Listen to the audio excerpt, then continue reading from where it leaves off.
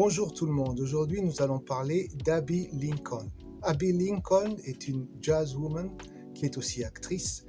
Elle est née en 1930 à Chicago.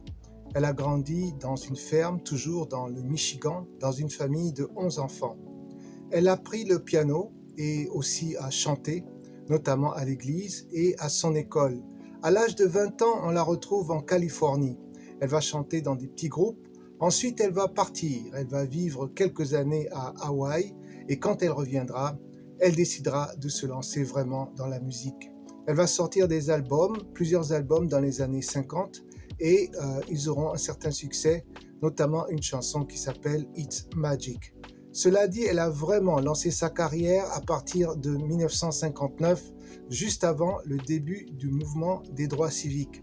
Un album incontournable est appelé Abby is Blue et dans cet album, il y a une chanson qui s'intitule Afro Blue. Afro Blue deviendra un morceau classique de jazz, un standard comme on dit. Et on le joue encore, ce morceau. Il s'agit par exemple de Robert Glasper qui le joue. Il y a aussi Erykah Badu et Dee Bridgewater. Dans les années 60, son style continue à s'affirmer.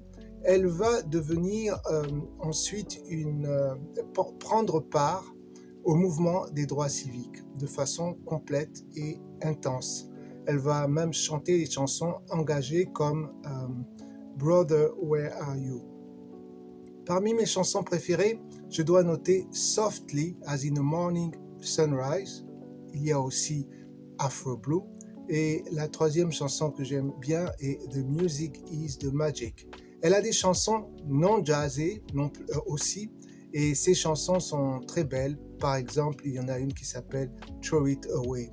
Abby Lincoln a collaboré avec beaucoup de musiciens, notamment Sonny Rollins, Eric Dolphy. Et il faut mentionner aussi Max Roach. Elle a gagné un grand prix qui a couronné toute sa carrière en 2003 et ensuite elle a continué à chanter et elle est décédée en 2010.